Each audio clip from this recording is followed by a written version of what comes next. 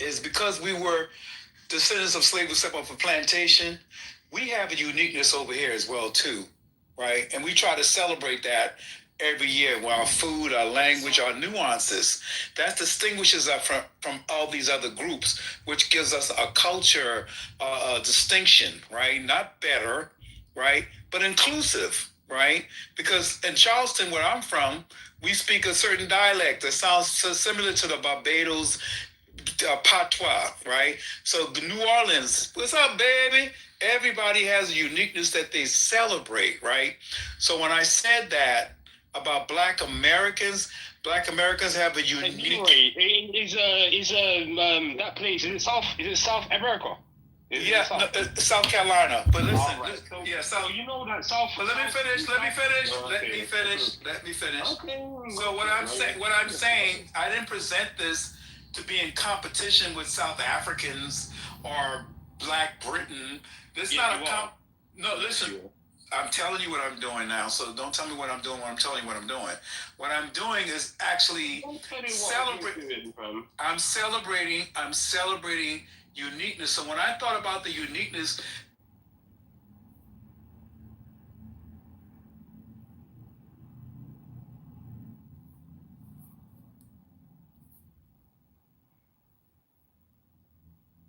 Good evening. Can you hear me?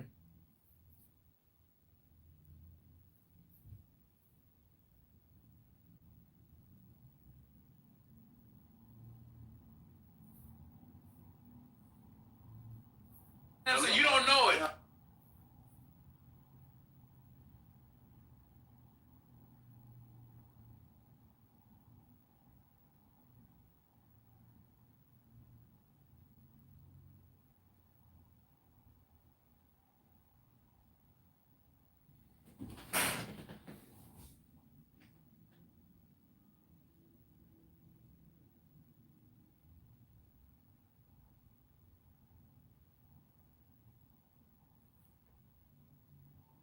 Renault.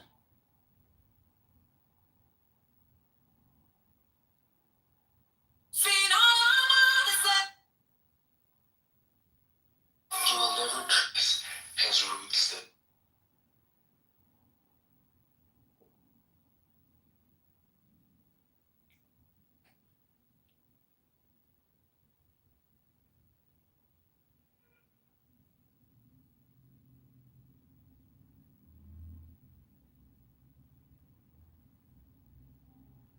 Let it go because it's not that serious. He had a question, he was interested in it, and he was just trying to figure out. And I get what you're a perfect being. Yeah, I agree. But there was no evil in the world when God created it. It was perfect, bro. What are you talking about? You don't understand the God. Yeah, but the point is that there's evil in the world, and he's omnipotent. Right, so he's all powerful. So time is irrelevant. Doesn't matter what time it is in the world, right? Evil existing at any time in the world is unexpected. No, you taking too much on yourself. No, you getting like into realms that you don't need to be getting into. Okay, well, do you think that the cake from the perfect cake maker is gonna tomorrow is gonna part of it's gonna turn into fecal matter or something? No, that's not. Probably not, right? You went off. Sorry, listen, bro. You asked the question. When God created the earth, it was created perfect. All right? The problem came in from us. That's what the problem. It didn't come from God. It came from us. Okay? I don't think. Okay, were we perfect? Yes, we were. Okay, then why did a problem come from us if we were perfect? You don't want to say that, Stone. What do you mean I don't? Andrew. Okay, Andrew, you are. Don't say that. Everything. God's the only Blasphemy. being. Don't say God created everything. Blasphemy. That's exactly what I. He said we were good. He didn't say that we were perfect. Let's just say, I understand what he's saying, Andrew. When he says perfect, he means without flaw. That's without evil. Let's just say without evil. There was no evil in the world. That's fine. I get that's how I'm reading it. Right? But the point is that the point is that if we were good, you're saying well, look, evil showed up because of us, but you're saying we were very, very good. So why did evil show up because of us? We were so good. Again, why are people trying to say tell me or say what I'm saying? What I'm saying is what I said. That we were created perfect, right? Then where did evil come from then? I'll answer that. And so, well, first of all, the question of evil that's a whole nother topic. But here's the thing. That's what we're talking about. It's the problem of evil. What do you mean? It's the whole argument. No. Yes, that is what we are talking about right now. It's called the problem of evil. Stone. I'll be so happy if you say this, brother. Say, listen, the whole thing about evil, let's put a pin in that. Let's table that for a couple hours. we may come back to it. The argument is called the problem of evil. Like, remember the whole, like, cake thing I said, and the fecal matter is the evil, and that some was one of my analogy. favorite things I've heard from you, Stone. That was awesome, bro. You're like, whoa. You said that, like, the world is, okay, let's say, like, perfect, i.e., like, there's no evil at first, right? So first there's no evil, and we're not evil at all, right? But then somehow evil comes from us, somehow. How's that happen? Why did that happen? Just cause? Like, it's like, oh, just cause, I guess. Like, you know, they just did it. They were just evil. Yeah. I mean, there's already evil in Genesis anyway, because the serpent is evil. Right? Yeah, you don't. Yeah, because is the serpent evil before Adam and Eve eat the fruit? Like, I assume he is evil. Was Lucifer right? Stone? Was Lucifer perfect when God created him? Because he's the first sinner, right? But if you say that he is perfect, why is a perfect being sinning? That's kind of weird. You see? Okay, you guys having a convo amongst yourselves? Is that what where do I fit in? We're responding to you, bro. People are talking for me before I even get a chance to cross. He's asking you a question. You guys are talking Dude, he's asking you something in response to what you said. Yeah. But it's okay, brother. Stone, say whatever you want to say, brother. Say whatever you want to say. Nah, go ahead, man. You guys. Okay, you said everything that God created at the beginning was perfect. That would include Lucifer. Lucifer would be a perfect being. Why did Lucifer sin if he's perfect? That doesn't make any sense to me. But go ahead. I'll listen. I'll shut up. Go ahead. All right. Cool. You sure? Yes. Shutting up now. Okay. Shutting up now. Okay. I'm going back to the whole, where we were at with this whole thing with the cake, the maker, and the earth. Okay. Yeah, as I was saying, the problem came from us. With our perfection came something that God decided to give us, which is free will. Therein lies the problem that you're searching for, Mr. Sully. Okay? It's not with God. Again, it's with us. Yeah. Okay. Right. All right. But then, wait. But even if we have free will, right? Like, let's say we have libertarian, like the most robust free will. You guys are making a big deal out of nothing. Just listen. We have. Let's say we have like the most robust. Can you just listen first? Okay. All right. If you could return that's nice. But go ahead. I am. I'm responding to you. Brought up free will as their reason. Okay. So let's say we have the most robust kind of free will that you can think of. You know. So we really have this like fully free choice. You know, to act as like a first cause of different possible actions, you know. Okay, think about how you have a free choice to do something incredibly disgusting to you, right? So you have a free choice to, you know, go and swim in raw sewage right now if you want to, okay? Like, you could go make that happen, right? You might get arrested or something, I don't know, but you could make that happen if you really tried, okay? And the point is that, yeah, you're free to do that. You have the free will capacity to do that, but I wouldn't expect you to do that right now, right? Like, I don't know, I think you seem relatively sane. I don't think you would decide to go and swim in raw sewage. And so the point is, like, even if we have free will, if we're very, very, very good beings, right? Then doing evil... Right, then even the idea is that even with free will, it's still incredibly unexpected that you would do evil things. I agree. We agree, bro. We have no argument. I completely 1000% agree with that. That's why there's this problem with sitting there. Like I said, we could be here for days discussing that. No one knows where. But then the point is that it makes. So this is the point. It makes evil very unlikely on your view, which means that the evil we see in the world counts as evidence against your view. What? Well, hold up. It's incredibly unlikely on this view that there's a perfect being, right? So this evil, we've agreed, is very unlikely. Hold on, Sully. You just agreed that it's incredibly unlikely if we were.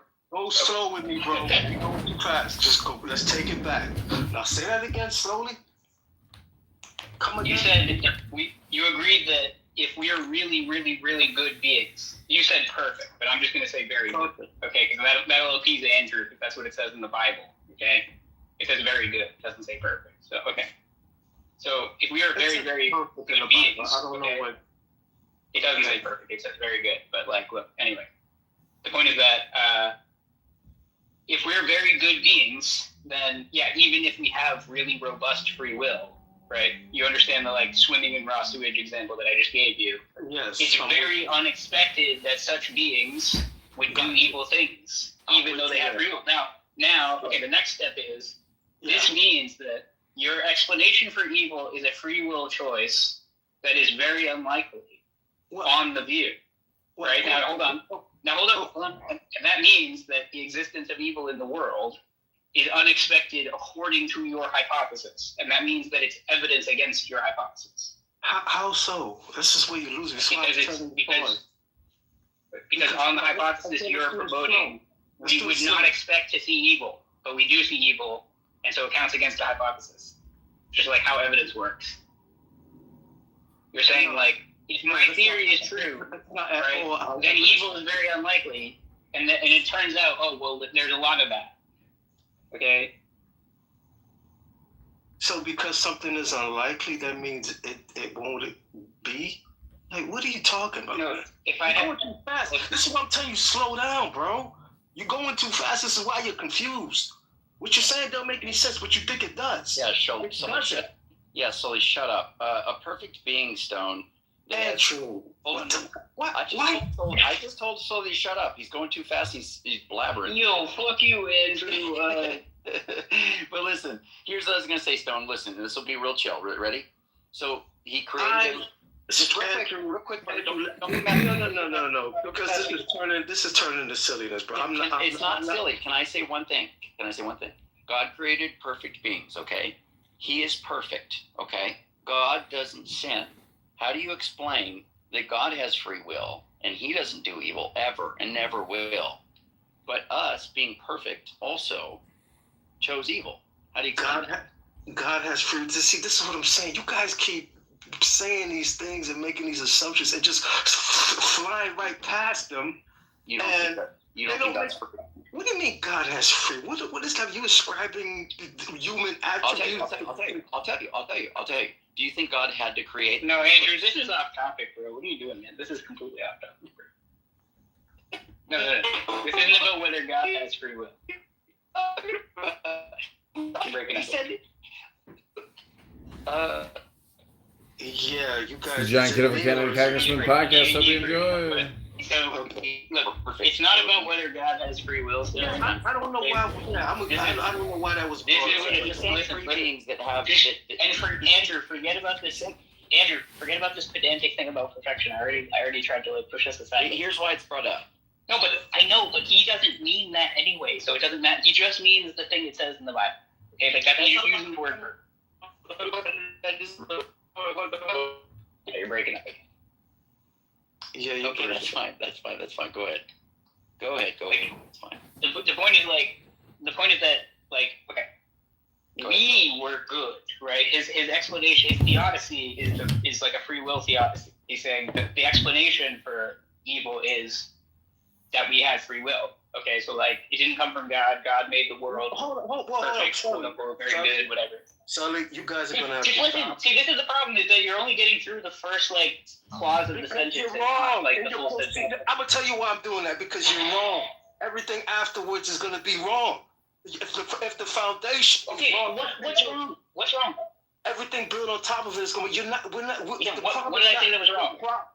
Can you please? The problem is not that we have free will. That's not the problem. That's what you just said. I didn't say problem. I said it was the explanation for why evil exists that you offered. Yeah, right? And that's wrong. That's not. What do you mean that's wrong? That's what you said. Because This you're is not John listening, Kitover, you're Canada rushing through this. Congressman That's what podcast. you're Go to thinking I'm John with a saying. 4congress.com. We're listening You're telling me, you guys to keep saying people what I'm debate saying. theology I That can is what you say on said. Clubhouse. I It's asked rather you about ridiculous, where isn't evil it? came But from, this is what and it's you said it like. came from us because we have free People will. That's what you completely fucking said. incapable of having a that's not conversation. what I fucking said. That is what you said. That is what you said. I can tell you what I said. You don't have to get excited, bro. I'm right I here. don't need you to. Okay, go. All right, whatever. I'll go with whatever you say right now. Okay, I'll forget about what you said before. Go ahead. Just say something. Well, go ahead, Stone. You're making it seem like free will. Jesus. Okay, I give up, man. You got. I give up. You got this! Go back to being quiet. Like You know you interrupted me, right? Like I was in the middle of a sentence and you stopped I with know. this shit. I know. So you better give me something, dude, because you interrupted. I lost my train of thought of what I was saying. So you better have something right now. Like, what? Yeah. I better. Oh God. I better. I'm up against it. Sonny's got the gun to my head. I better. Okay, so I'll go. All right, look. So here's what I was saying, right? You're saying that evil exists because we have free will, and we decided to do evil things. Okay, well, what the fuck are you saying then? Okay, that's wrong. Evil doesn't exist because we have free will. Evil exists. Okay, why does evil exist? Why does evil exist? You gotta be quiet and then you'll hear it, Sully. This is your problem. You're not listening. Evil exists because we chose evil. That's why it doesn't exist because there's free will. Evil exists because we chose it. Well, presumably we chose it with our free will, right? Like I don't understand. Choice and free will. Choice and free will are heavily interrelated with one another. So no, I don't understand the distinction you're drawing at all. It seems like you are just appealing to free will. So he just want to hear himself talk. That's all. Oh, okay. All right. Okay, cool. Yeah, there are other speakers on the stage. I'd like to address the topic at some point when you gentlemen are finished, talking over each other. Is this our hold on? Is this John Kitover? This is candidate John running in the 16th district against Darren LaHood for Congress. Are you actually running for Congress? Because you have pretty weird pictures. It seems like you might actually be doing that, which kind of scares me, John. If you actually start governing anywhere, I would be pretty concerned. I'm doing that because you're wrong. Everything afterwards is going to be wrong. Okay. anyway, I'll just give that. Hold on, John. You can't come in. Anybody who does, listen, Stone, mute your goddamn mic, okay? Anybody who does give the free will defense, which is not you, no, close your microphone. I'm not talking about you. I'm talking about anybody who does. You just mute up so I can make this fucking point, dude, please. Hello? Yes, thank you. Okay. I'm just saying, there's no motherfucker. Need. Listen, I'm in the middle of talking. Okay. Don't mute. Just mute. Bro, Okay. you don't need to talk to me like that, bro. You really don't. I'm not talking to you. I was making a point about fucking people who give the free will defense. Can I just make my point, please? I'm not talking to you anymore. Is that okay? Like, Jesus Christ. Okay, so the people who give the free will defense, the point is that, if we are very, very good in the beginning, okay, it's not expected that very, very good people are going to do evil things, even if they have free will. So they can have robust free will, okay, as robust as you want to make it, right? And the point is that, yeah, you have that kind of free will towards doing all kinds of stuff, okay, that you're never going to do, that you have not an inkling to even think about doing, okay? And so for very, very good creatures, this is what we would expect. And so, the narrative has the serpent coming in for doing, Judeo-Christian Genesis stuff, okay? And it seems like evil already exists before the fall of Adam and Eve in that story, unless you want to say the serpent is good, which that sounds like a more interesting version of the story. But, it seems like evil already exists. So, like, does Lucifer have free will, or Satan, or whatever, the serpent is, so is that all free will? And then the point is just like, okay, God wants to make creatures who have free will. I mean, he's a perfect being. I'm still expecting creatures, like even conditional on he's going to make creatures who have libertarian free will. I'm still not expecting them to do evil things. And again, we agreed on that point, bro. I was there with you. but then you do something else in the mix. Then I'm saying once you agree to all that, then evil is really unexpected on your hypothesis. I still agree with you. It is unexpected. Okay, but then then when we see evil, then it's evidence against the hypothesis. That's literally the next. You didn't want done to you. You're doing it to me. But you're already accepting the whole argument, though, man, because you're just like me what you didn't want done to you. All right, control that, bro. Like, dang.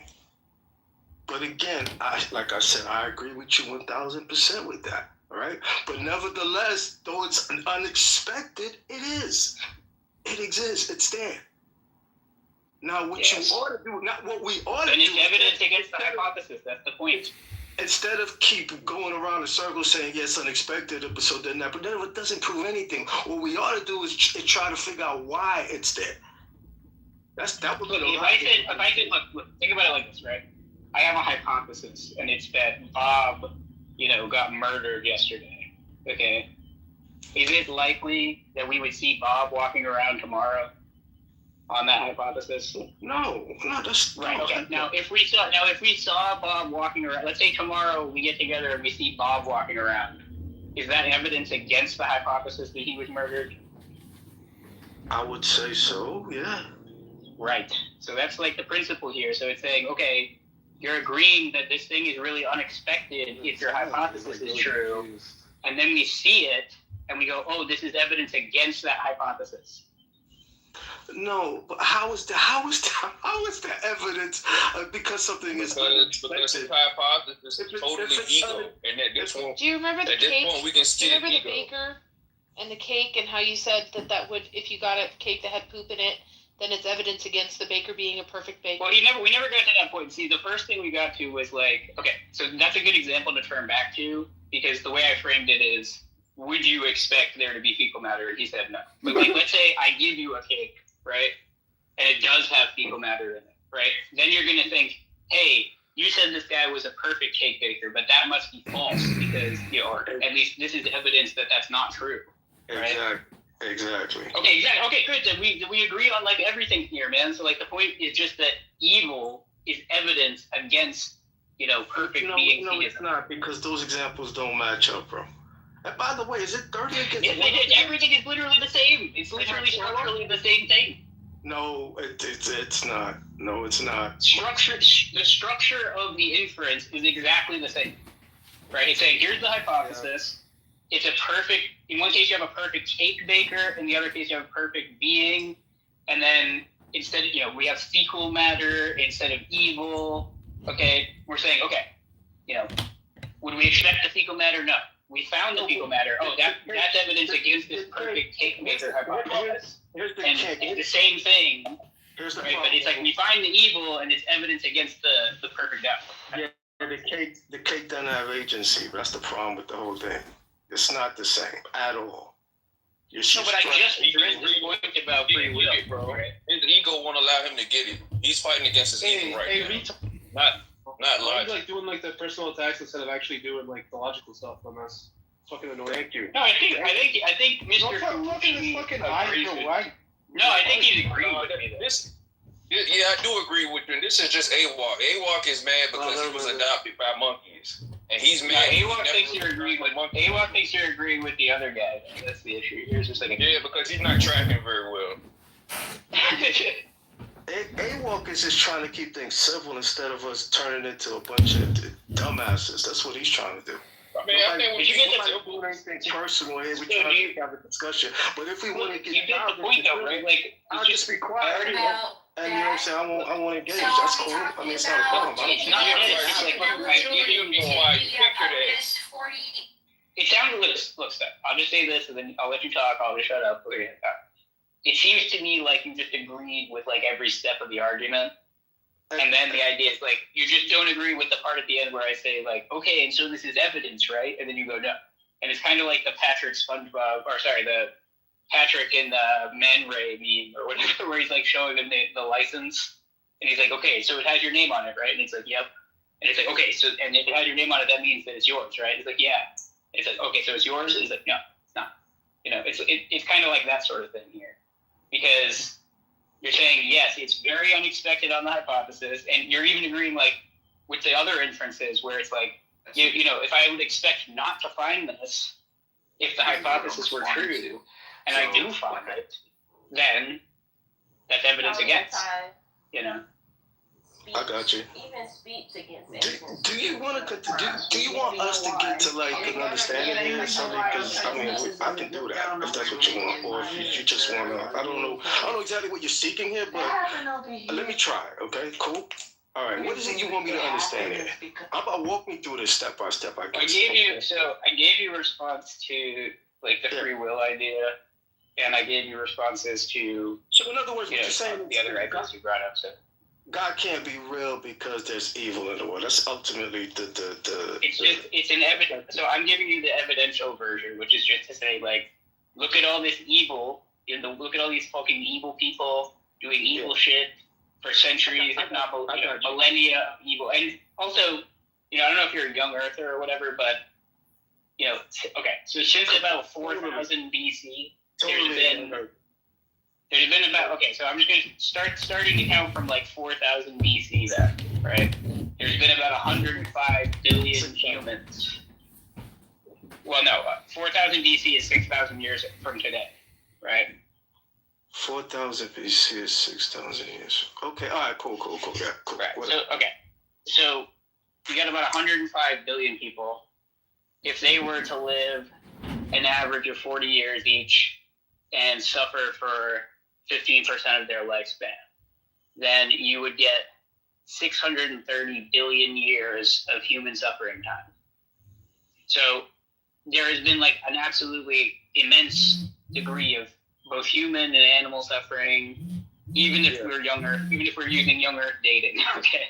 And that is all just like incredibly unexpected. We would not expect to see that kind of thing, you know, on a perfect being hypothesis, at least a priori. And so the point is that the fact that we see that is evidence against the hypothesis. Oh, okay, look, we would not expect to see that on a perfect being? Is that what you said? On a perfect being? If there is a perfect being, yeah. Well, if there is a perfect, we would not expect it. What if that perfect being decided to give us a free choice to do whatever we want to do? How about if he presented to us, he respected and loved us enough to be like, okay, I've created you, I give you your own agency. Here's the way to life, here's the way to death. If you do X, here's what awaits you, blessings and all that. And if you do Y, you got death, and death is what awaits you. And here it is, choose wisely. Would that be a cool thing for a perfect being to do? Wouldn't you think that would be the most coolest for a perfect being? Wouldn't that like raise him up to glory in your eyes as far as his perfection is concerned? Right? And if then, I mean, I'm confused about what. If then these same beings, with all that in front of them, they chose Y, would that be the being's fault? Wait, I'm sorry. So, are you asking me, would it be the being's fault if one of the agents that they created chose to do evil? Chose what? I can't hear you. What was the last point? Okay. Are you asking? Okay. I'm not necessarily saying that it's God's fault that Adam. That's exactly what you're saying. What are you talking about? No. Okay. That's not what I'm saying. I'm hearing you wrong then. My bad. Because that's what I'm getting from what you're saying. No, because all I'm saying is that it's unexpected, not that God is blameworthy for it. And I agree with that. I agree with the unexpected part, 1,000%. Right, but that's enough to make it evidence against them. So the point is that, like, if you tell me, the point is that, look, if you tell me there's a perfect, all-knowing, all-powerful, all-good God, okay, and he's going to create a universe, okay, just like in the cake baker case where I say, okay, I have a very low credence that there's going to be any shit in this cake. Right, very low credence on that. Okay, on the hypothesis that there's a perfect being, tri-omni being creating a universe. Okay, evil is very unexpected. You know, immense suffering is very unexpected, and it's literally something I expect not to find on that hypothesis. Right, and so then when we find it, it counts as evidence against. Just like if we found shit in the cake, we'd be like, this guy's not a perfect cake baker. He's like a shit cake baker. And that's it, Sully. Full stop. It's only evidence that this guy isn't a perfect baker. Just like it's only evidence that we chose the. No, but that's oh my god. The hypothesis is that he's perfect. Okay, look. The hypothesis is that a perfect being exists. That's the problem. You refuse to listen. Oh my god.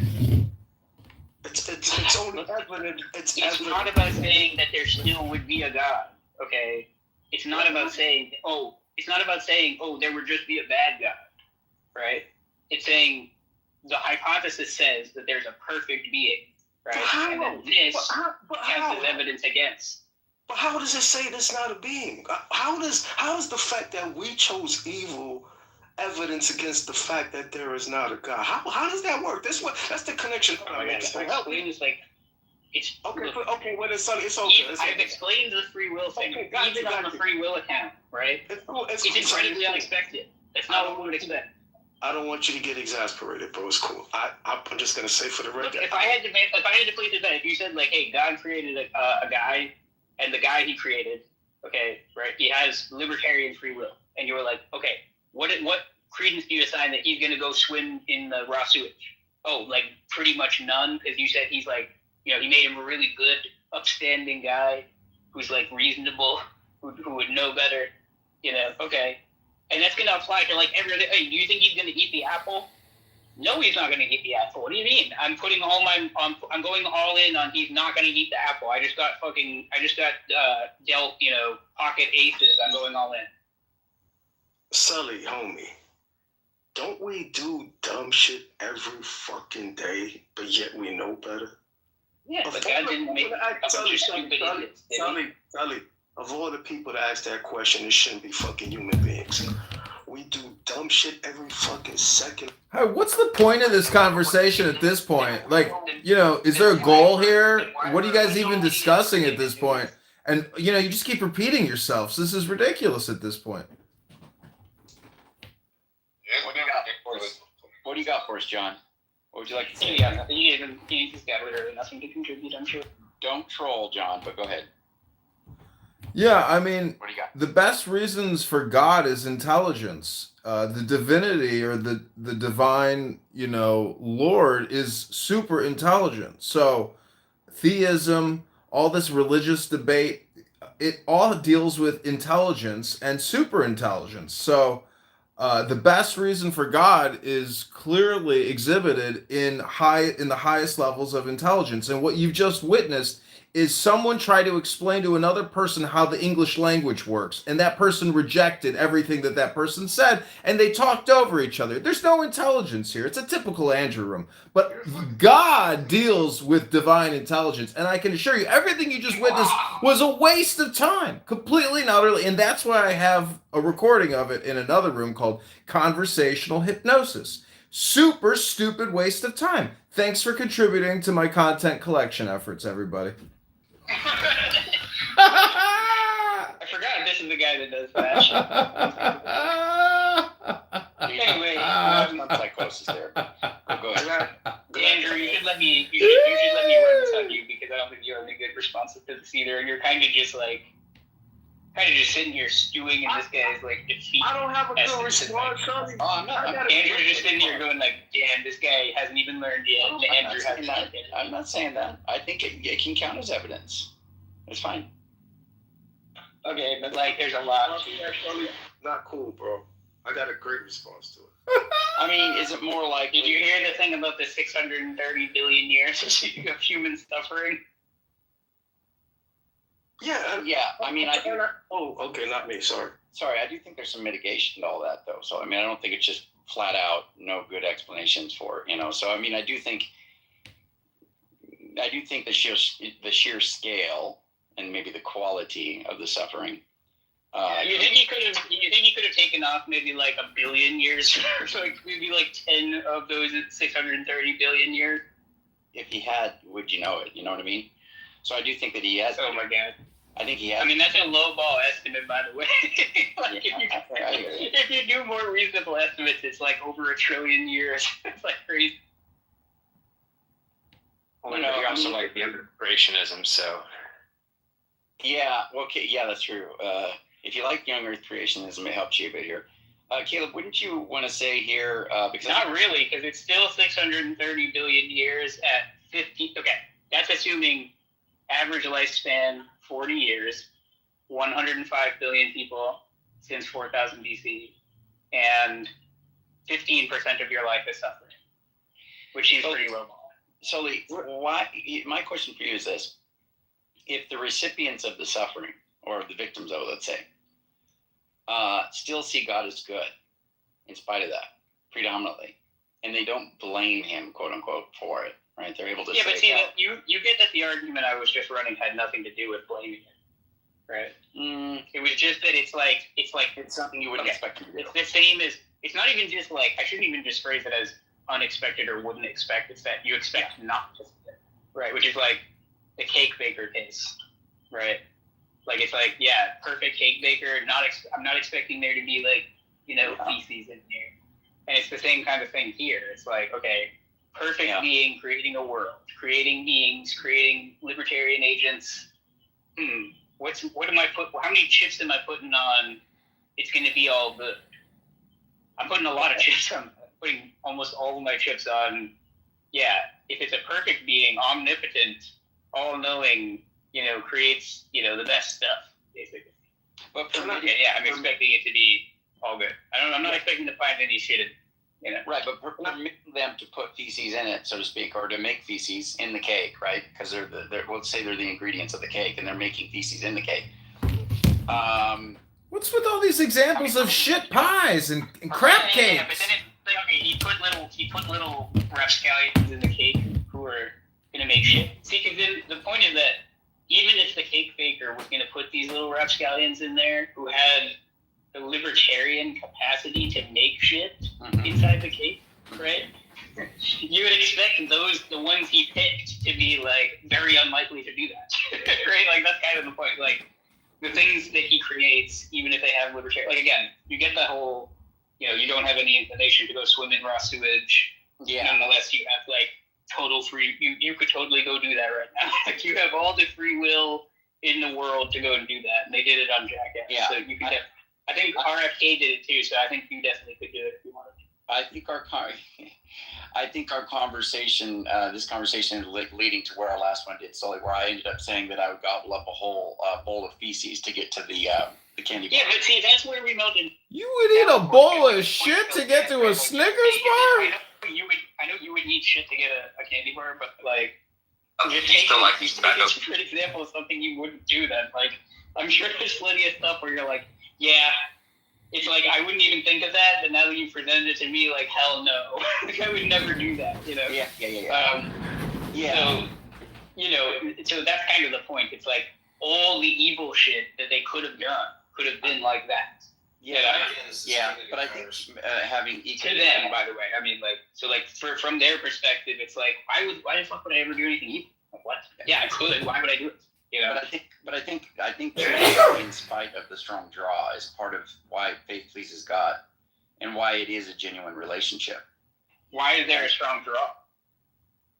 Because, well, there's a strong draw. That's like the whole point, right? God wouldn't create you with a strong draw to do evil. God wouldn't create with a strong draw to do evil. So I think that makes no sense. I would think it would be just the nature of being. It's obviously a bad thing, right? Well, no. Well, the draw doesn't have to necessarily be. Why? Like something you are constructing. It can just be the nature of it. If you have a nature towards doing bad things, that's bad. You have a nature of being in existence and conscious and with senses, and you're able to. Right, but that's all neutral stuff, right? Yeah, I agree. You don't have any predilection towards doing evil. Why wouldn't you? Like, why would you? Like, if anything, like, the best thing you want to shoot for here is like, well, for some reason he had to make it 50-50. But that seems like that doesn't seem very defensible. In light of all this other stuff, that we're not like 50-50. I don't think I would go straight down the middle, but I would definitely say, because I think that God needs to give sufficient reasons. Why would God want to give us reasons to do evil things? I think he would want to put us in a world in which we would choose the good in spite of the reasons to do evil. But why would he ever give us? Where are these reasons for doing evil even coming from? Why are there these reasons? Yeah, that's good. I think it's going to be part of like cashing out what it means to just exist, like putting beings in an environment in which they can interact with one another freely, and the ideas surrounding what it means to love, what it means to be generous and kind, and all these things. There has to be like the opposite, into the spectrum. Yeah, I think this is I think this is a bad way of using it. That doesn't even make any sense though, solely because I mean, first of all, you know how Sasha pushes back on the goofballs and the design arguments where they're like, well, do you know anything that's not designed? It's like, it doesn't matter. Design is still sensible even if everything is designed right. So it's like, it's the same kind of thing here. Good is still like perfectly transparent even if there's only good. And that has to be the case because God isn't like deprived of there being bad things. Like it's not like he doesn't understand. So like, I don't. What I'm saying is, if you're freedom is part of good. Freedom is part of good. It's inherent with what it means to be good. No, that's fine. I'm fine with saying freedom is good, but again, I'm giving you all of that stuff. Right? Okay, so like I'm giving you the most robust kind of free will, and I'm not blaming God for what people do. Right. But what I'm saying is, right, what I would expect him to make are people who not only are they not like susceptible to reasons for doing bad things, because I don't even know where those reasons are coming from in this picture, but like they're actually just inclined to do the good because they're just good. Like they're good people, right? I would expect him to make very good people who, with their libertarian free will, like I'd be very surprised to find out that they did bad things, I can help with this problem, but go ahead, Andrew. So sex is pleasurable, Sully, right? But not all sex is good. So there's a desire to have sex, but then but don't give me examples, like because I understand. I understand that maybe in the actual world there are reasons people have for doing bad things, right? What question is like, why are there any reasons like that? Yeah. So what would it look like to have beings that are interacting with one another that allow for genuine good choices and showing kindness and love and consideration towards one another, where there wouldn't be the ability to do evil and there would still be freedom? I don't understand. Can you help me break that down? Hey, man. Well said. Yeah, but wait, but look, are we talking about just the ability? Because I thought I was granting you that like they have like this libertarian option. Yeah. But the thing is if you're going to make the choice to choose God genuinely free, meaning they genuinely. The point is about their reasons for doing. Yeah, that's fine. Right? Like, I think you're getting. That's where I think you're. So I'm saying that they can take the action. I got you. Right. But then there's this separate question about where would any reasons for taking that action arise from? Okay. And then there's like, okay. So there's a difference between people, right? We have to have distinctions. We can't have everybody be the same, okay? And so as soon as you have contrast for identification purposes, to be able to see who people are, right? Just to be able to distinguish from who's who, right? Just having that now. That exists in the Trinity. Yeah, I understand. But I'm saying among humans. So God creates humans. But I'm just saying like this structural feature is not going to do much for you though. Well, no, just hear me out. Right. So there's beings that can like self-identify and they can self-identify that they're not you and you aren't them, and we can all distinguish from each other. Okay, cool. And then we're going to have some sort of physical appearance if we're going to allow for visual apprehension. Okay. Physical and body consciousness. Yeah. Cool. And then maybe audio, right? If we're going to be talking, if we're going to interact. We got human body. I'll give you human bodies, bro. Okay. You want. Cool. And then if you're going to have this idea of procreation, if we're not going to live forever, then you're going to I don't know if that was the case before the fall, but So let's just say you live forever and you're not going to procreate. That's fine. So that's not what we're talking. Now you're just getting off topic here. No. I'm not. We're talking about what God can create and like the beings. That's fine. So he can create two types of beings. You're saying in your view he created beings. No, but I'm saying okay. Let's just zoom out for a second. It's going to be either immortal or not immortal, right? The beings. Obviously. Okay. Come on. Why are you saying these things to me, Andrew? Cool. No. I'm just trying to go step by step here. So then you have beings, if we say they're immortal, whatever. That's going to exclude certain things like being able to kill each other and doing stuff like that, which we can talk about that. But let's just say if we're going to have possession, ownership, anything like that, okay, whatever that's going to look like in this kind of world that we're talking about. So if there's going to be, if you can have things, If you can have, I don't know why we're introducing a lot of this stuff. Because can we get clear on why we're introducing all this stuff? Creating an so like for example, like God could create a world where there are beings who are physically embodied, right? Where it's just like, I don't know, it's like God makes it a communist utopia and they just have manna falling from heaven and they're just all happy and shit. Like what? Okay. Like you just so I don't really see I don't know why we're like starting to talk about like possessions and stuff like that. It's just like weird. Falling from heaven. Dude gets more mana than the other guy. The guy sees that he has more and he wants something again. Now what?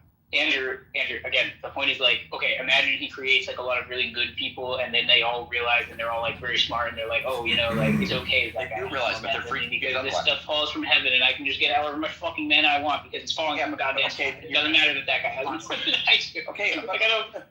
We're just gonna. The point is about expectations and that you're constantly importing like, you know, you're like, well, what if conditions are really harsh and then like people are just like bad.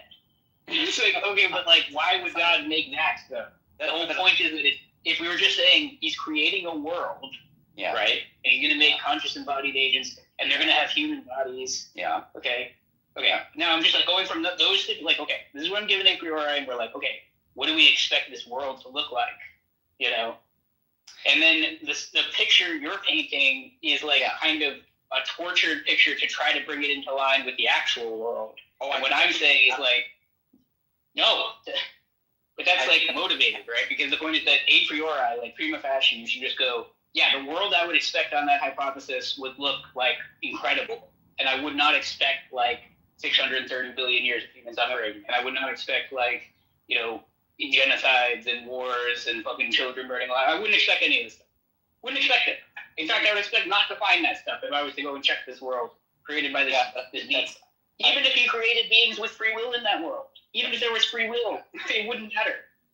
I think that's just a smooth over anticipation, though. I don't think you can, like, there's going to be various things that people are going to be wanting to do, and I think it's just going to be the nature of existence that they would have that on their plate. Why do they want to look, Andrew? Because do you want to go swim in raw sewage? Do you want to go swim in raw sewage? Hold on. Sorry. Do you want to go swim in raw sewage, Andrew? No, I don't want to do that. No, you don't. Right? You don't. Okay, so why do you just get to say they would want that? Why do you just get to say they would just want that? Andrew, let me help him real quick. Let me just throw one thing in here. You're not using analogous examples, though, Sully. I agree with you. They don't want sewage, but what about things they do want that aren't? No, but why would they want to do bad things? Hold on. I don't. Let me out. You keep going. That aren't bad. What about when they want things that aren't bad but can be, depending on the circumstance? That's the problem. These are things that are not a problem to want, but given the circumstance that you find it in, it can be a problem. Right, so the particular thing is that. Right, like, look. The particular... This is just a word game, man. You're saying, like... I have the answer you're seeking, sir. I've been waiting for like 10 minutes, bro. I have the answer from you. Oh, my God. Okay, never mind, man. I can see you over here, Stone. It's all good, bro. You my brother anyway. It's all good. Go ahead. Stone, lay your thing out. Go. No, he doesn't want to hear it, man. He's already... Just go ahead, man. Go ahead. I gave you an opportunity to speak before, and you didn't say anything, and now I'm talking to Andrew. No. Go ahead, This is about the particular problem that you keep repeating, because you're like, you wouldn't expect him. You're missing out one thing, bro. Go ahead. There's this... You're missing one thing, bro, the serpent. That's what you're missing. I'm just going to say that.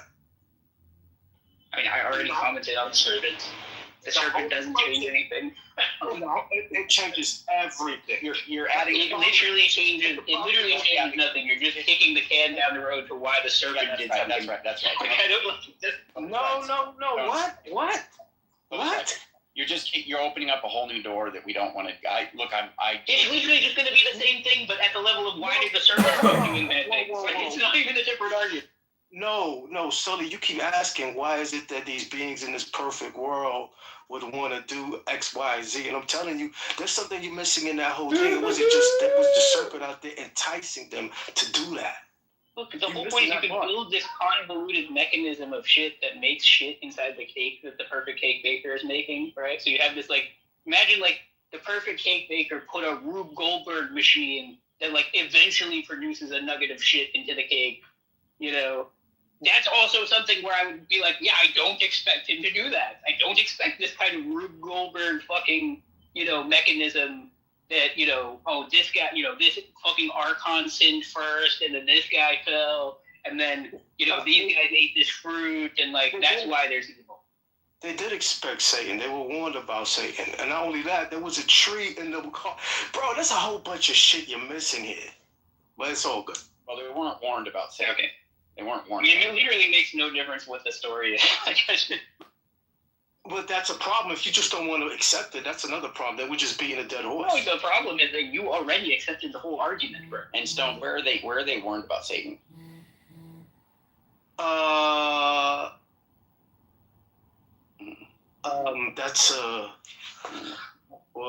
That's a good question, because we kind of have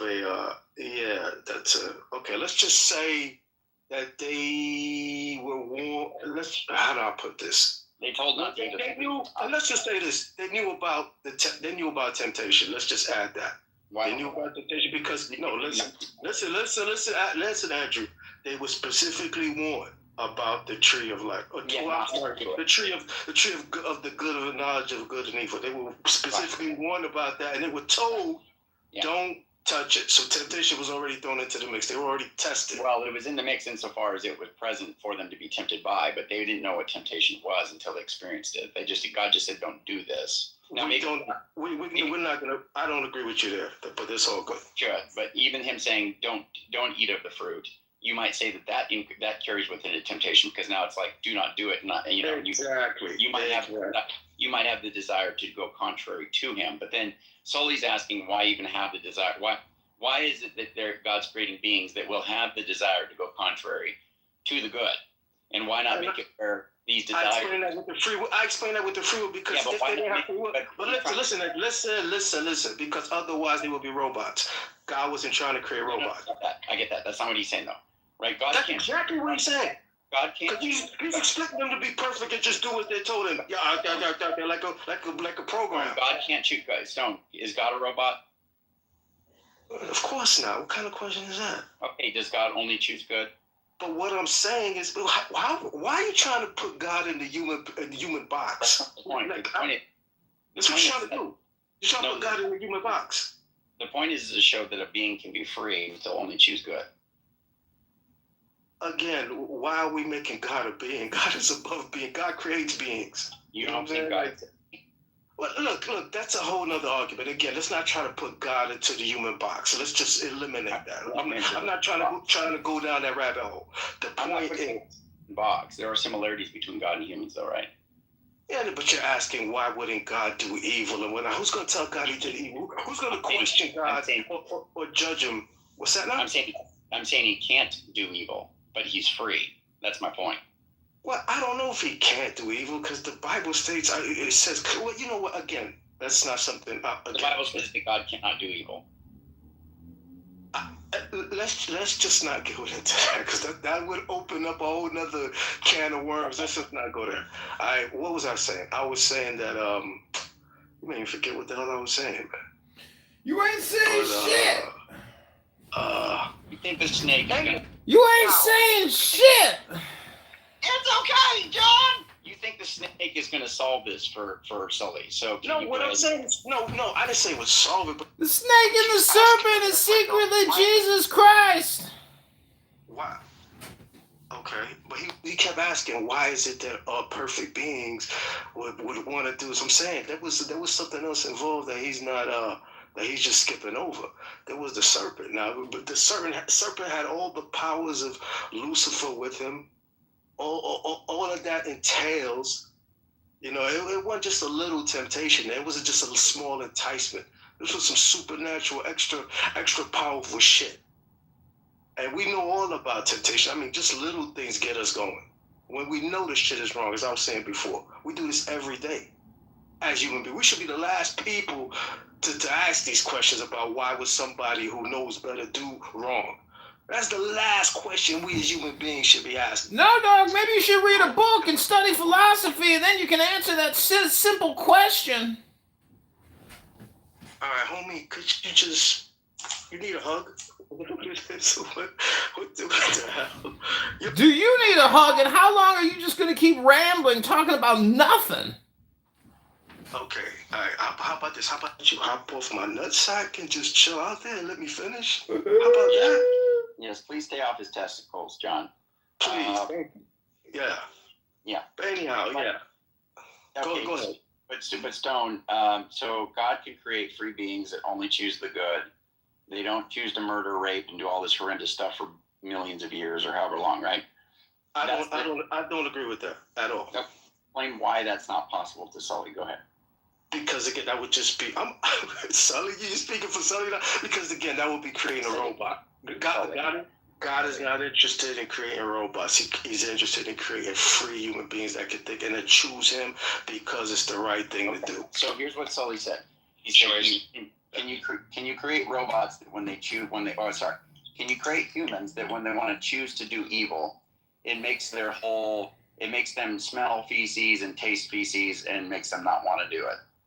Like, Yes, you can. Yes, you can, because that's what happens to every single one of us, whether we choose to deny it or accept it. That's the case. But it's over time, we've gotten used to the feces, and we're starting to love the feces. That's the problem. That's the problem. We've gotten used to that shit that we ignore it, and we're starting to love it. That's the funny problem. I agree, but I think Sully wants to say that it can be so strong that you just won't do it. It was like that. It was like that at first, but we might not want it, but nevertheless, they did it. Okay, that's what I'm saying. Well, why do they want to do it at all, though? Sully wants to say, why do they want to do it at all? Why do they want to sin at all? Nobody. But again, this is what I'm saying. Sully keeps making these assumptions. Nobody said that. We're not saying that they wanted to do it. That's a whole other argument. Nobody's saying that. I think we want. Hold on. The Bible says sin offers pleasure for a season or whatever. I think it is true. Sin is something we want to do. Why is it pleasurable? I think I disagree with you there, bro. Sin is death. I disagree with you there, bro. Sin is death. It looks. It masks. Listen. Hold up. Let me. Not death. Allow me, bro. What sin does, it masquerades as pleasure. It gives this appearance of, but it's all a fucking trick. But that's the point. It's all a mirage. It ain't pleasure. So to say sin is pleasure, sin is not pleasure. No. It is pleasure. No, I disagree with you there, bro. What do you think pleasure is? It's not sin. No. Hold on. So if somebody is having an adulterous affair, okay, they can engage in an activity that brings physical pleasure. Now you can say that they're distraught or they have some conviction and some emotional, element there that they're not going to like. Yeah, sure. I think that's true, but at least at first. But still, it is pleasurable. So I don't agree. I don't think you can deny that. Yeah, but here's the thing. Whoa, here's the thing. Here's the thing, Andrew. Everything that's pleasurable about it is not attributed to sin. That's not the pleasurable part. Everything that's good and what you just described, none of it can be attributed to sin. I don't know if you get what I'm saying. That's a fair point, Stone. That's a fair point. Thank you. That's a fair point. You got it. I think that's a fair point. So I do think the overlap between what makes something good and what makes it evil, the same kind of pleasure that it brings you, that's not the bad part of it. It's the context in which it is. Amen. Yeah. All right. My man Andrew coming through in the clutch. About fucking time. Where you been all night? Well, I was trying to actually develop that. That's exactly what I was trying to develop with Sully when I was telling him, if you have somebody who's eating manna that God is giving them, and the idea of owning anything or having any kind of relations with anybody, I don't understand why you're tying those two things together, like having any kind of relations with anybody versus like some super specific thing. Like, what about property rights? It's just like the reason is because here's the reason, Sully. Is there going to be stuff other than just the beings? Dude, what? Yeah, sure. I don't know. It doesn't matter. Right? Okay, why do you keep doing it? See, I don't think you like walking. It's just because I don't know. Like, I wish you would kind of make. Look, we can walk down anything, but can you give me like the trajectory? Because I feel like a lot of this stuff is just like goes nowhere. It's not like I'm trying to walk you down a primrose path. I don't want to. I think we do that a lot, though, Andrew. To be fair, because like if you can sketch out, I'll do it. Can you just give me where you're going and then we'll do it? Like, what is the point? Where I'm going with this, and at least what I'm thinking, I've thought about this a bit, okay, but there's still some stuff obviously you're smart and I'm willing to, go back and forth on different elements of it. I just think that it is going to become more and more obvious, at least when I've thought about this, it becomes more and more obvious that it isn't the case that some utopia kind of world is going to exist, given freedom and beings that interact with one another. But I mean, the point is, like, just imagine that, okay, it can be state of nature or whatever you want, okay? We put a bunch of beings who, are at least close enough to maybe, like, form a community or something, okay? And the resources are, like, there's, like, enough there for them to, like, have a little society and civilization. Like, we don't know what they're going to do, right? And then I tell you, they're all really, really, really good people, And then it's like, okay, what kind of society are we expecting here? And then we go and we look and we're like, oh, it's like a hellscape. And it's like, wow, I didn't expect this. In fact, like, I expected to find them having built, like, a really nice little peaceful village or something, Like, the point is that, like, it's just, I don't think any of these moves are going to help against this kind of framing of the argument. I think it's just one of those things where you have to go, I guess that is just evidence against the hypothesis, and maybe try to, like, say there's more evidence in favor. Well, no, I agree with Sully, man. I gotta say I agree with him. I just don't agree with the conclusion he's drawing. But the whole shit about unexpected and that whole example, like I said, I agree 1,000% with that. Sin is inexplicable. It's like, where the fuck did it come from? What is this thing? But yeah, I mean, the conclusion you're drawing, though, that's evidence of the case against there not being a God. That's where you lose me. I don't know how the hell you draw those calls. Well, I just want to say it's unexpected, given just an all good God, just all of a sudden evil. God's decisions given and evil. That's kind of weird, right? But God's decisions to make free creatures. But look, we're taking the step already. I'm saying, like, I'll give you the free creatures, right? And in virtue of it being their choice, I'm not going to say God is culpable or something like that, right? Like, I'm letting you off the hook. Exactly, another pointless stream. That's the what whole I'm saying point is of that fucking even if he stream, creates, like, pointless. incredibly robustly libertarianly free creatures, right? Mm-hmm. And even if they have all these options available to them to do evil things, right? I would expect them to be the sorts of creatures that I would expect the sorts of creatures who just wouldn't choose evil because it would be good. They'd be such good creatures that they would say, I could do that, but why the hell would I do that? That's bad.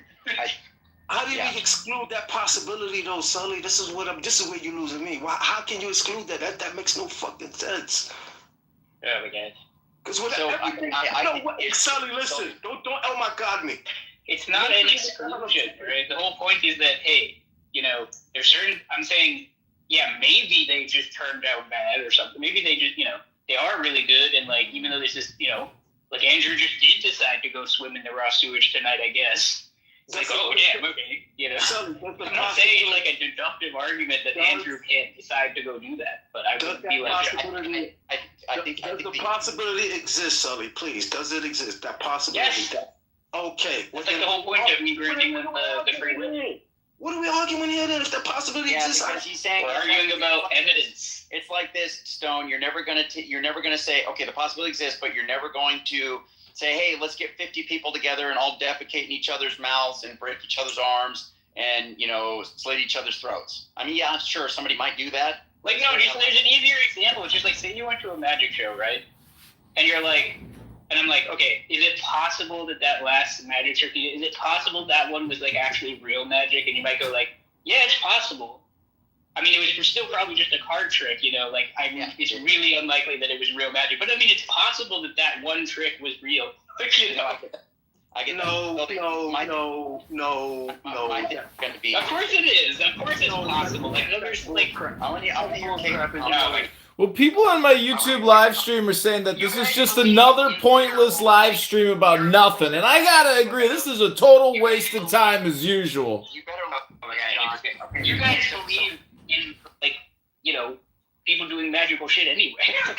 Yeah. We're all crazy. It's called supernatural, bro. Get it right, not magical. Stone, I'll let you pursue this. I want to hear Caleb. Well, I was talking about a magician, so it was like literally. So I think the issue is going to be uniformity. The uniformity of like our existence. I'm out of there. We're going to Do your tithing, do all the things, and then have a change of heart or a change of mind and say, you know what, this cat, just hold on. This is in general. This is not specific to the topic that we're discussing. I'm just pointing out how you can hold both of these positions simultaneously. Okay, this is the Tao Book of Meditation.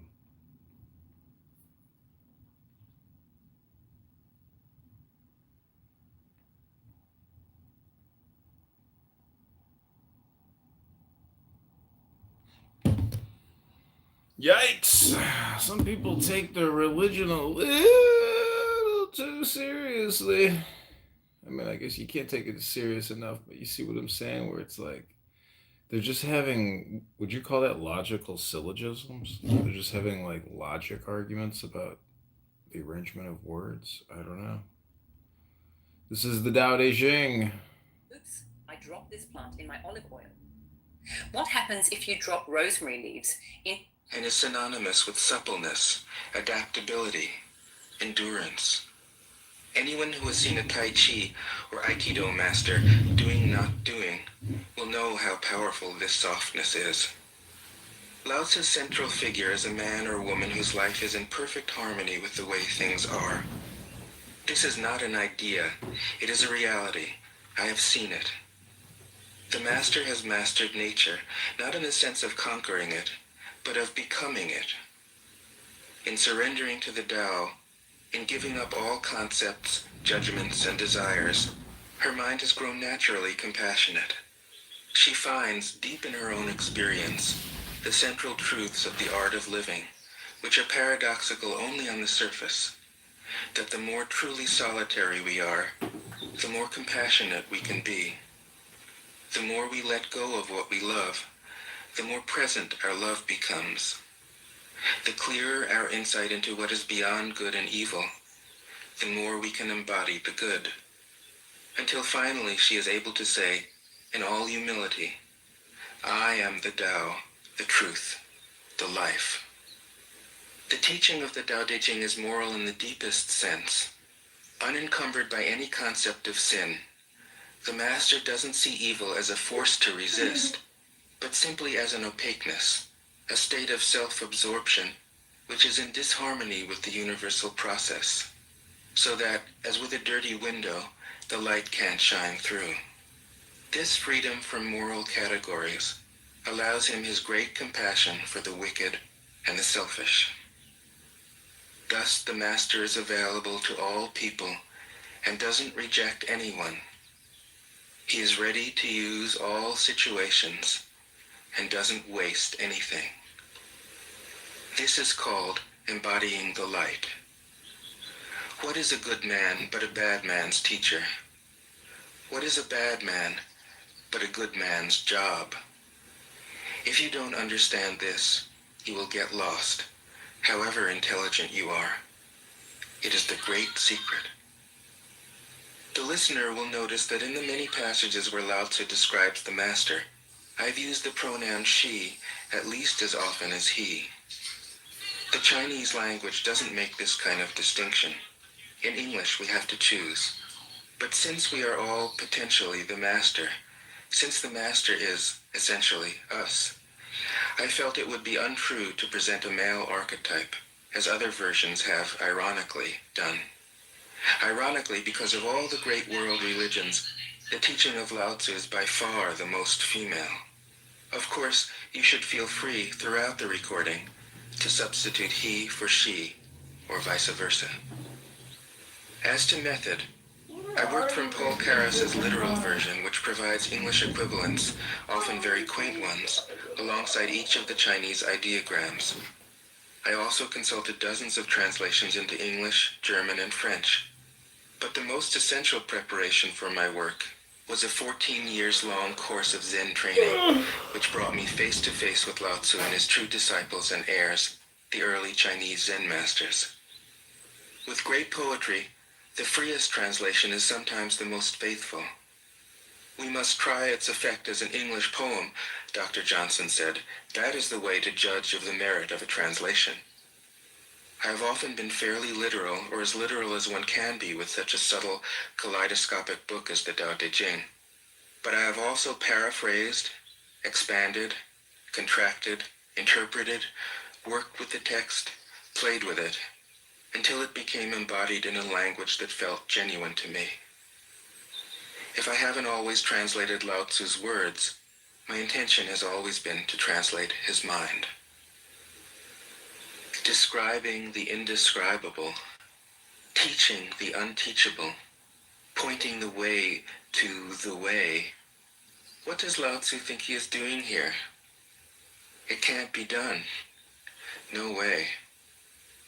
Hence, Po Chu-yi, poet and stand-up comedian, wrote, "He who talks doesn't know, he who knows doesn't talk." That is what Lao Tzu told us in a book of 5,000 words. If he was the one who knew, how could he have been such a blabbermouth? That's the problem with spiritual teachers. They have to be blabbermouths. But their words are, in the traditional Buddhist metaphor, fingers pointing at the moon. If you watch the finger, you can't see the moon. How meticulous the great masters had to be. A monk asked Matsu, "Why do you teach mind is Buddha?" Matsu said, "To stop a baby from crying." The monk said, "When the crying has stopped, what then?" Matsu said, "Then I teach, not mind, not Buddha." The monk said, "How about someone who isn't attached to either?" Matsu said, "I would tell him, not beings." The monk said, "And what if you met a man unattached to all things? What would you tell him?" Matsu said, "I would just let him experience the great Tao." In fact, the truth is right before our eyes, right under our noses. So simple that every child understands it. And yet, as Bankei said, the farther you enter into it, the deeper it is. Where is the way to the way? What a question. Still, for complicated minds, drastic measures are needed. Lao Tzu's book was written as a response out of grandmotherly kindness. According to the oldest biography, Lao Tzu lived for a long time in the country of Chu, but seeing its decline, he departed. When he reached the frontier, the guard said, "Since you are going away, sir, could you write a book to teach me the art of living?" Thereupon, Lao Tzu wrote his book about the Tao and departed. This is legend, but it is an accurate description of the way in which true teaching happens. He who knows doesn't talk, but words are no hindrance for him. He uses them as he would use gardening tools. When someone asks, he answers.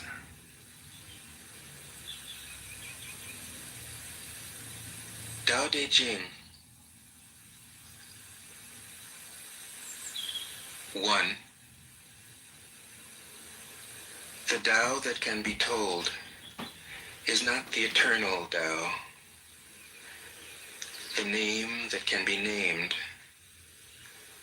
is not the eternal name. The unnameable is the eternally real. Naming is the origin of all particular things. Free from desire, you realize the mystery. Caught in desire, you see only the manifestations. Yet mystery and manifestations arise from the same source. This source is called darkness. Darkness within darkness. The gateway to all understanding. 2. When people see some things as beautiful, other things become ugly.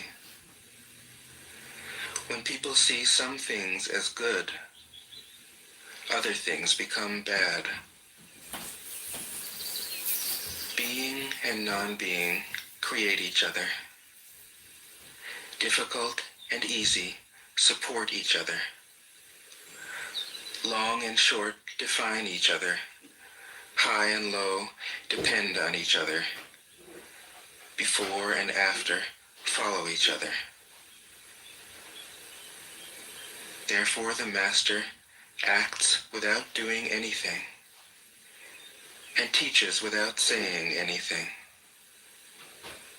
Things arise and she lets them come. Things disappear and she lets them go. She has but doesn't possess, acts but doesn't expect. When her work is done, she forgets it. That is why it lasts forever. 3. If you overesteem great men, people become powerless. If you overvalue possessions, people begin to steal. The Master leads by emptying people's minds and filling their cores, by weakening their ambition and toughening their resolve.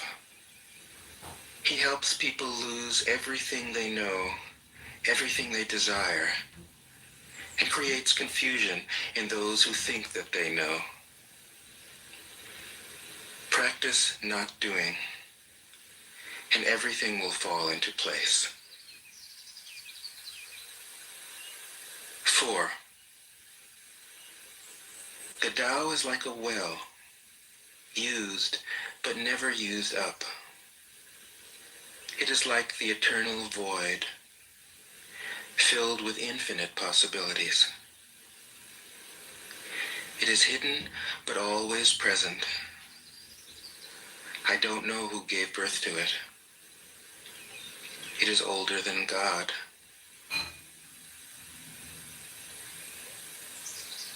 5. The Tao doesn't take sides. It gives birth to both good and evil. The Master doesn't take sides. She welcomes both saints and sinners. The Tao is like a bellows.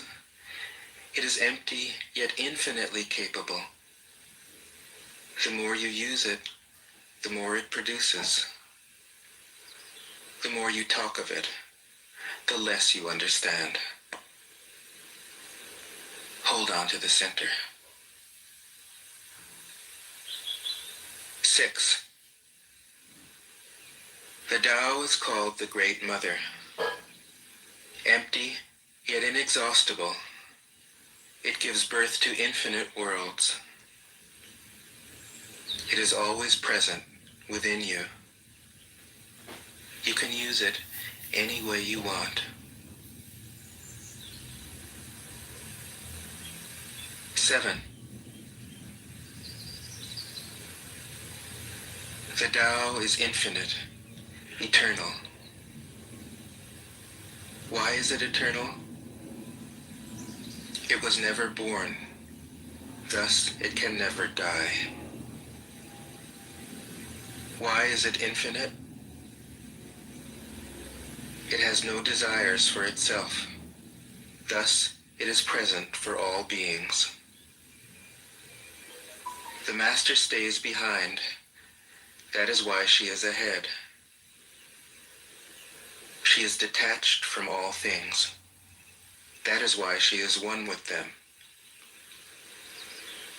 Because she has let go of herself, she is perfectly fulfilled. 8. The supreme good is like water, which nourishes all things without trying to. It is content with the low places that people disdain. Thus, it is like the Tao. In dwelling, live close to the ground. In thinking, keep to the simple. In conflict, be fair and generous. In governing, don't try to control. In work, do what you enjoy. In family life, be completely present. When you are content to be simply yourself and don't compare or compete, everybody will respect you.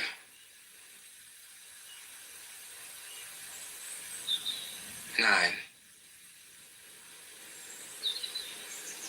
Fill your bowl to the brim, and it will spill. Keep sharpening your knife, and it will blunt.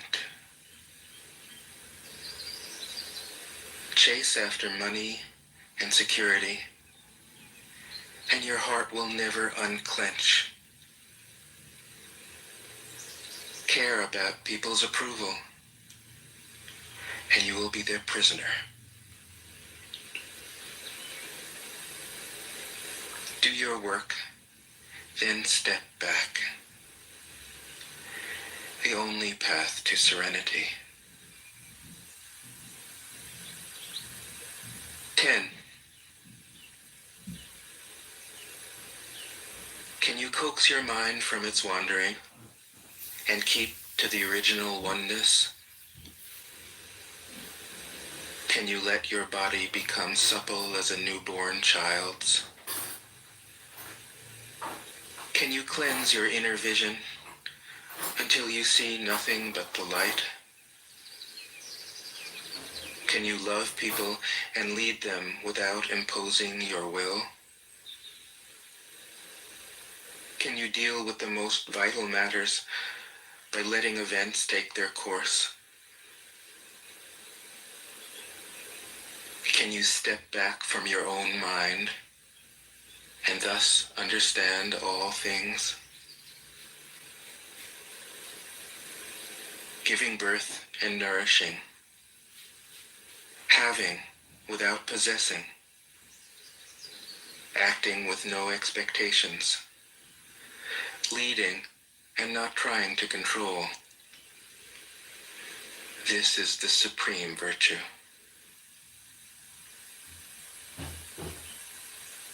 11. We join spokes together in a wheel, but it is the center hole that makes the wagon move. We shape clay into a pot, but it is the emptiness inside that holds whatever we want. We hammer wood for a house, but it is the inner space that makes it livable. We work with being, but non-being is what we use. 12. Colors blind the eye. Sounds deafen the ear. Flavors numb the taste. Thoughts weaken the mind. Desires wither the heart.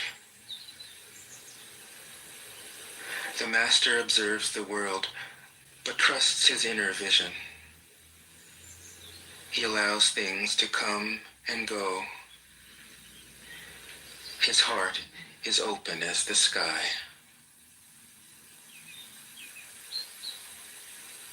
13. Success is as dangerous as failure. Hope is as hollow as fear. What does it mean that success is as dangerous as failure? Whether you go up the ladder or down it, your position is shaky. When you stand with your 2 feet on the ground, you will always keep your balance. What does it mean that hope is as hollow as fear? Hope and fear are both phantoms that arise from thinking of the self. When we don't see the self as self, what do we have to fear? See the world as yourself. Have faith in the way things are. If I could just make my point. Love the world as yourself. Then you can care for all things. 14. Look, and it can't be seen. Listen, and it can't be heard. Reach, and it can't be grasped. Above, it isn't bright. Below, it isn't dark.